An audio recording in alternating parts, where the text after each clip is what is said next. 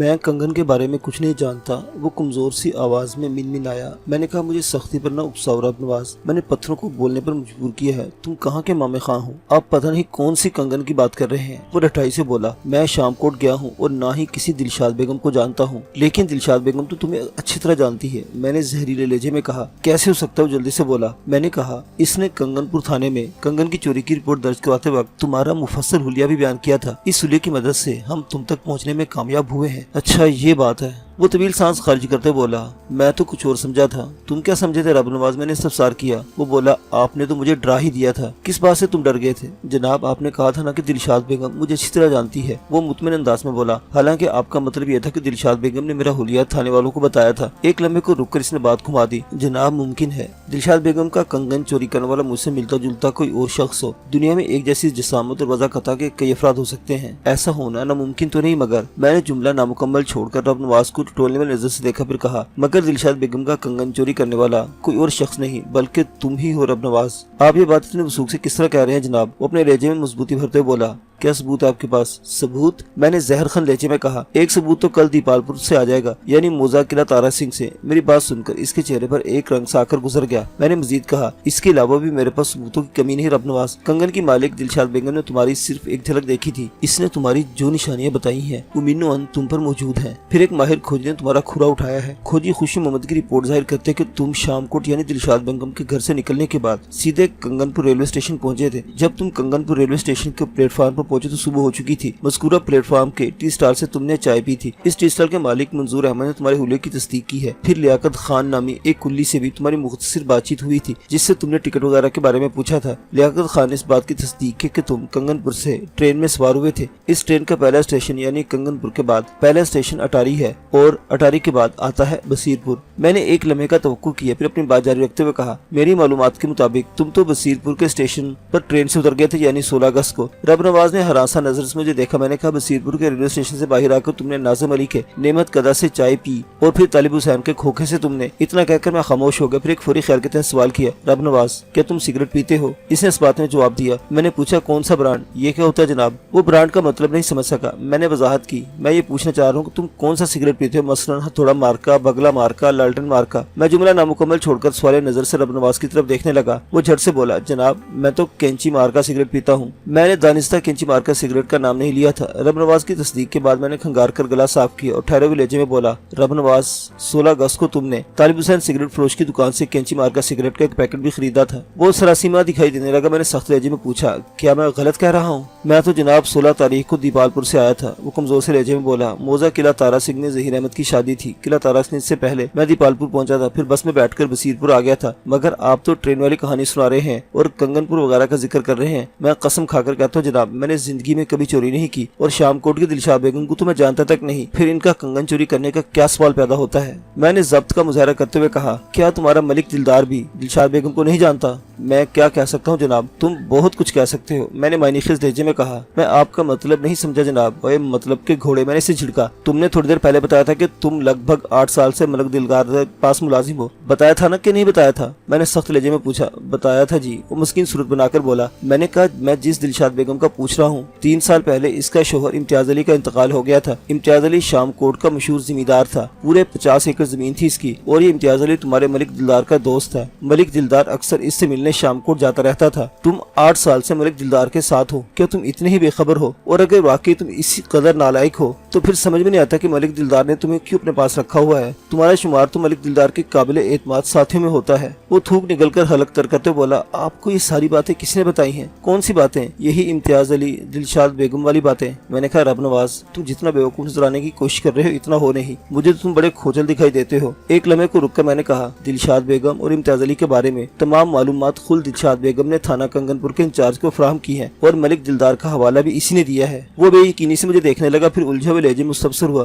कंगनपुर के थाने का बसीरपुर के थाने से क्या ताल्लुक है? हवालदार ईद मोहम्मद इस मौका पर चुप न रह सका। खासे खुले डुले लहजे में बोला, इन दोनों थानों का आपस में वही ताल्लुक है जो तुम्हारी माँ का तुम्हारे बाप से था। क्या इतने करीबी ताल्लुक को भी तुम भूल बैठे हो? मैंने हाथ के इशारे से हवालदार को मजीद बदकलामी से रोक दिया, वरना वो तो खासा खतरनाक अंदाज इख्तियार कर चुका था। मैंने रब नवाज की तरफ देखते हुए कहा, इसको जानते हो? इसके साथ ही मैंने मेहमान ऐसे मशकूर अली की तरफ इशारा किया। मशकूर अली इस वक्त सादा लिबास में था। तफ्तीश के दौरान में रब नवाज ने मुतअद्दिद बार मशकूर अली की तरफ देखा था, मगर इस नवाज के चेहरे पर एक मर्तबा भी शनासाई की चमक मुझे नजर नहीं आई थी। इसका मतलब यही था कि वो रब नवाज के लिए अजनबी था। मेरी तवक्कुर अंदाजे के ऐन मुताबिक वो नफी में सर हिलाते बोला, नहीं जनाब, मैंने आज से पहले इन्हें कभी नहीं देखा। फिर इसने सवाल भी कर डाला, ये साहिब कौन है? ये असिस्टेंट सब इंस्पेक्टर मशकूर अली है। मैंने मेहमान ऐसे का तारुफ कराते हुए कहा, मशकूर अली कंगनपुर से तुम्हारे पीछे यहाँ पहुंचा है, यही इस केस का तफ्तीशी अफसर भी है। रब नवाज के चेहरे पर घबराहट के आसार नमूदार हुए। मैंने सख्त लहजे में कहा, मशकूर अली, कंगन बाजियाब किए बिना वापस नहीं जाएगा। अगर तुम किसी बड़े अजाब से बचना चाहते हो तो शराफत से वो मसरूका जड़ाऊ कंगन हमारे हवाले कर दो, और अगर तुमने यही चोरी किसी और शख्स की ईमा पर की है तो बता दो। मुमकिन है ऐसी सूरत में कंगन की बाजियाबी के बाद तुम्हारे साथ रात भर तुम।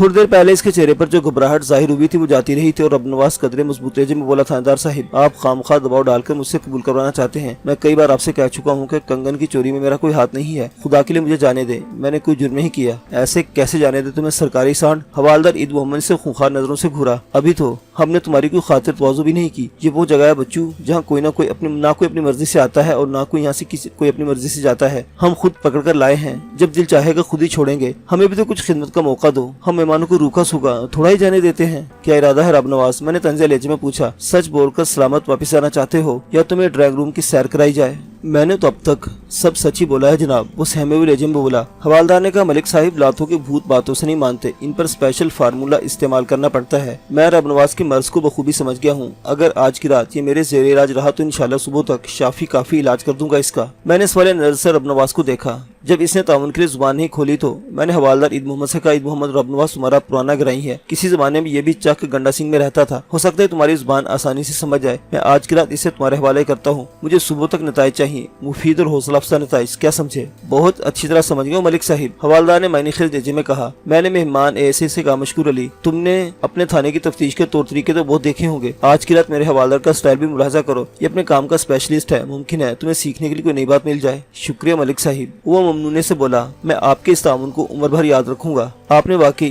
सीनियर होने का हक अदा कर दिया है। हालांकि मेरा ताल्लुक आपके थाने से भी नहीं है। मैंने कहा, मशकूर अली, तुम्हारा ताल्लुक पुलिस डिपार्टमेंट से है। मेरे लिए बस इतना ही काफी है। हम सब एक ही बरादरी के लोग हैं। थाना अलग अलग हो तो क्या हुआ? जिस तरह एक बाप की चार औलादें चार मुख्तलिफ घरों में रहती हैं, लेकिन वो खानदान एक ही गिना जाता है, बिल्कुल इसी तरह पुलिस का पूरा महकमा एक खानदान है। थानों वगैरह की तकसीम तो इंतजामी उमूर है, इससे हमारा मकसद तो मुख्तलिफ नहीं हो जाता। हमारा अव्वल आखिर फर्ज है कि कानून की सरबुलंदी कायम रखें और जराइम की बेयखूनी के लिए अगर हमें अपनी जाने भी कुर्बान करना पड़े तो दरेग न करें। आप बहुत अजीम है मलिक साहिब, मशकूर अली ने जज्बाती लहजे में कहा। इसके बाद भी वो तारीफी कलिमात की गर्दान करता रहा, लेकिन मैं वहाँ से उठकर अपने सरकारी क्वार्टर में आ गया। वो रात मैंने सोचते गुजार दी। बेआरामी की वजह मेरी समझ में नहीं आ रही थी। घंटे दो घंटे के बाद मेरी आंख खुल जाती। जब भी बेदार होता रब नवाज और मलिक दिलदार के बारे में सोचता रहता और इन्हीं के बारे में सोचता सोचता मैं दोबारा सो जाता। रब नवाज पर मेरा शक खासा पुख्ता हो गया था। ये तकरीबन 10 और 90 वाली सूरत हाल थी। इसके चोरी न करने के इम्कान सिर्फ 10% है। ये 10% इम्कान भी उस वक्त खत्म हो जाते जब किला तारा सिंह से इस बात की तस्दीक हो जाती कि वो वहाँ 15 अगस्त को नहीं गया था। अब सवाल ये पैदा होता था कि अगर इसने वाकई वो तलाई जड़ाऊ कंगन नहीं चुराया था तो आखिर क्यों? इम्कानी जवाबात में सर्रे फहरिस्त यह था कि मलिक दिलदार के हुक्म पर। यहाँ पर नुक्ता उठता था कि मलिक दिलदार को दिलशाद बेगम का कंगन चुराने की जरूरत क्यों पेश आ गई। मुझे तो ये मालूम हो चुका था कि मलिक दिलदार दिलशाद बेगम कोई शोहर इम्तियाज अली का दोस्त था, मगर इम्तियाज की आखिरी उम्र में इन दोनों के दरमियान नाचाकी हो गई थी और दिलदार ने इम्तियाज अली के घर शामकोट जाना छोड़ दिया था। यह सब कुछ मेहमान ऐसे मशकूर अली ने बताया था। सुई फिर वहीं आकर अटक जाती कि मलिक दिलदार को बेवा दिलशाद बेगम के तलाई कंगन में क्या दिलचस्पी हो सकती थी। मेरे ज़हन में एक ख्याल ये भी उभरता था कि इस कंगन का मुस्तकबिल करीब में होने वाले इलेक्शन से कोई ताल्लुक हो सकता था। इस सवाल का जवाब कभी नहीं में आता और कभी हाँ में। मैं इसी शशोपंज में रात गुजार दी। अगली सुबह बड़ी फैसला कुन थी। जिस तरह एक धोबी कास्टिक सोडा की मदद से इन थे मैले कपड़े को भी उजला बना देता है, बिल्कुल इसी तरह गुज़श्ता रात हवालदार ईद मोहम्मद ने रब नवाज की धुलाई की थी। हमारी मखसूस तफ्तीश ने इसके सारे कसबल निकाल दिए थे। गोया ईद मोहम्मद ने धुलाई के बाद इसकी सुखाई भी की थी और फाइनल टच देने के बाद इस पर इस्त्री फेर दी थी। मैं जब अपने कमरे में आकर बैठा तो हवालदार मुस्कुराहट भरे चेहरे के साथ मेरे पास आया और पुरजोश लहजे में बोला, मलिक साहिब, एक खुशी की खबर है। क्या खबर है भाई? मैंने पूछा। मेरी कोशिशें रंग ले आई हैं, इसने बताया। इसका मतलब है खबर का ताल्लुक रब नवाज से है? बिल्कुल जनाब, वो तेज आवाज में बोला। रात को कमान की तरह टेढ़ा नजर आने वाला रब नवाज अब तीर की तरह सीधा हो चुका है। क्या इसने इकबाल जुर्म कर लिया है? जी हाँ। क्या कहता वो? इसने कंगन की चोरी का इकरार कर लिया मलिक साहिब, हवालदार ने बताया, मगर इस बात पर अटका हुआ है कि इसने वो कंगन मलिक दिलदार के हुक्म पर चोरी किया है। मेरे सीने से इत्मीनान की गहरी सांस खारिज हुई। मेरे अंदाजे बिल्कुल दुरुस्त साबित ہو رہے تھے، گویا بندہ پٹری پر آ گیا تھا۔ میں نے حوالدار سے پوچھا کیا تم نے اس کے ساتھ کچھ زیادہ ہی مہمانداری تو نہیں کی؟ ملک صاحب، بندہ اوپر سے جتنا ٹیڑھا نظر آتا ہے اندر سے اتنا ہی بودا نکلا، حوالدار نے بتایا۔ ابھی میں نے دوسرا فارمولہ آزمایا تھا کہ اس کی زبان کھل کے کہنے لگا، اگر میں اس سے وعدہ کروں کہ ملک دلدار کے سامنے اس کا نام نہیں لوں گا تو وہ مجھے سب کچھ سچ سچ بتا دے گا۔ ایسا وعدہ کرنے میں ہمارا بھلا کیا جاتا ہے؟ میں نے اسے یقین دلایا کہ اگر اسے مجھے حقیقت حال سے آگاہ کر دیا تو نہ صرف اسے فوراً رہا کر دیا جائے گا بلکہ کسی بھی معاملے میں اس کا نام نہیں آئے گا۔ چالاک مجرموں سے ان کا جرم اگلوانے کے لیے بعض اوقات ہمیں ایسے جھوٹے وعدے بھی کرنے پڑتے ہیں۔ میں نے حوالدار سے کہا رب نواز کو یہاں میرے پاس لاؤ۔ تھوڑی دیر کے بعد رب نواز میرے سامنے موجود تھا۔ وہ رات والے رب نواز سے خاصا مختلف دکھائی دیتا تھا۔ اس کی حالت دیکھ کر مجھے بخوبی اندازہ ہو گیا تھا کہ حوالدار عید محمد نے مبالغہ آرائش کرتے ہوئے غلط بیانی سے کام لیا تھا۔ رب نواز کی خاطر تواضع اور مہمانداری میں کسی قسم کی کسر اٹھا نہیں رکھی تھی۔ اس کی طبیعت خاصی سیر نظر آتی تھی۔ میں نے اس مرتبہ رب نواز کو کرسی پر بیٹھنے کا اشارہ کیا اور حوالدار سے کہا کہ وہ باہر چلا جائے۔ جب عید محمد وہاں سے رخصت ہو گیا تو میں رب نواز کی جانب متوجہ ہو گیا۔ تو تم نے بالآخر سیدھے راستے پر چلنے کا فیصلہ کر ہی لیا رب نواز، میں نے سراہنے والے انداز میں کہا۔ وہ شکایتی لہجے میں بولا، تھاندار صاحب، آپ کے حوالدار نے میرے ساتھ بہت زیادتی کی ہے۔ اگر تم شرافت کی زبان سمجھ جاتے تو تمہیں یہ وقت نہ دیکھنا پڑتا، میں نے سمجھانے والے انداز میں کہا۔ جتنی نرمی سے میں نے تم سے پوچھ تاچھ کی تھی ایسے تو کوئی ماں بھی اپنے بچے سے نہیں کرتی، بس مجھ سے غلطی ہو گئی۔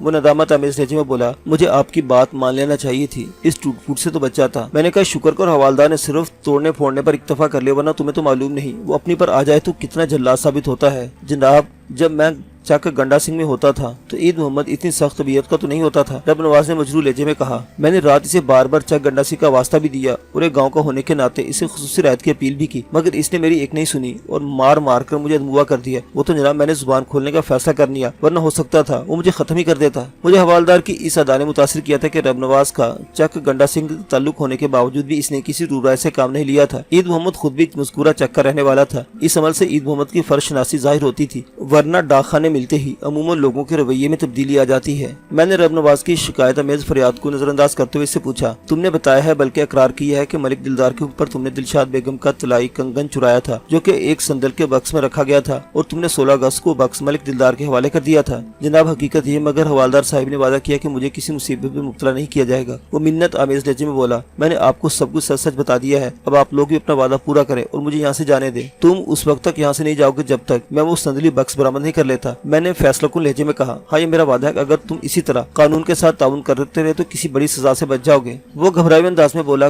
کیا مجھے مزید تعاون بھی کرنا ہوگا؟ ابھی تم نے کیا ہی کیا؟ میں نے پوچھا۔ سب کچھ تو بتا دیا ہے، وہ روحانسا ہو گیا، اپنے جرم کا اقرار کر لیا ہے، اس سے زیادہ اور کیا کروں؟ میں نے کہا رب نواز، سب سے پہلے تم یہ بتاؤ گے کہ ملک دلدار نے وہ کنگن تم سے کس مقصد کے لیے چوری کروایا؟ میں اس بارے میں کچھ نہیں جانتا جناب۔ یہ تو جانتے ہوگے کہ اس وقت وہ کنگن کہاں ہے؟ نہیں جناب، مجھے پتہ نہیں، وہ رو دینے والے انداز میں بولا۔ کمال ہے رب نواز، میں نے اسے گھورا، تم ملک دلدار کے اتنے قریب ہو اور کنگن کی چوری کا سبب نہیں جانتے، اور نہ ہی تمہیں یہ معلوم ہے کہ ملک دلدار نے وہ کنگن کہاں رکھا ہوگا۔ وہ گلوگیر آواز میں بولا، اللہ پاک کی قسم، میں جھوٹ نہیں بول رہا ہوں، جو حقیقت تھی میں نے آپ کو بتا دی ہے، اب آپ میری بات کا یقین کریں یا نہ کریں۔ میں نے کہا، کنگن کا سراغ تو میں لگا ہی لوں گا رب نواز، لیکن تمہاری جان اس وقت چھوٹے گی جب تم ہمارے ساتھ تعاون جاری رکھو گے۔ اب آپ مجھ سے مزید کیا چاہتے ہیں؟ کنگن کی بازیابی کے بعد میں ملک دلدار کو جیل کی سلاخوں کے پیچھے پہنچاؤں گا، کیونکہ یہ واردات تم نے اسی کے اشارے پر کی ہے، میں نے ایک ایک لفظ پر زور دیتے ہوئے کہا، اور اس سلسلے میں تمہیں عدالت میں گواہی دینا ہوگی۔ آپ کا مطلب ہے ملک دلدار کے خلاف گواہی؟ ہاں، میرا یہی مطلب ہے، وہ تو میری اس حرکت پر مجھے زندہ نہیں چھوڑیں گے، رب نواز نے ہراسا لہجے میں کہا۔ میں نے کہا، اگر تمہیں حرکت نہ کی تو میں تمہیں آسانی سے نہیں چھوڑوں گا، کم از کم 7 سال کی تو تمہیں جیل میں سڑنا ہی ہوگا۔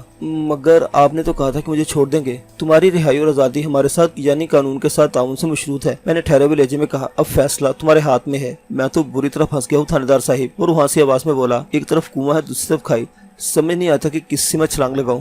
میں نے کہا، الو کی دم، جب برے کام کرو گے تو ظاہر ہے بری طرح پھنسو گے نا۔